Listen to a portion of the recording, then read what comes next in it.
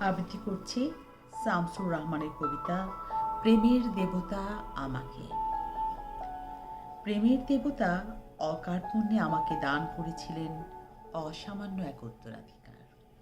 আমি ফতুর জোয়ারির মতো অপচয় করেছি সেই সম্পদ। আখেরে পরিণত হয়েছিলাম করুণ ছায়ায়। কালের হিংস্র কুকুর আমাকে তাড়াতে তাড়াতে জখম করেছে চরম নির্দয়তায়। আয়নার সামনে দাঁড়িয়ে আমার মুখ দেখে নিজেই চমকে উঠেছি। কে? খয়া প্রেত। আমার শরীর থেকে সবসময় বেরোচ্ছিল গোরস্থানের পুরনো কবরের গন্ধ। ভুতুরে অন্ধকারকে প্রবেশ করতে দিয়েছি নিজের ভেতর। ঠিক সেই সময় দৈবাৎ তার সঙ্গে দেখা। এর আগে সে আমার কাছে কোনো নামও ছিল না।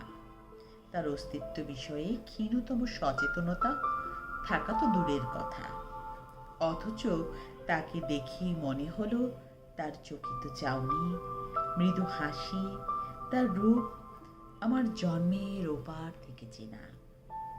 তার বসে থাকা, উঠে দাঁড়ানো, পথ চলা, চুলের বিন্যাস তাকে দেখার অনেক আগে থেকেই আমার মুখস্থ।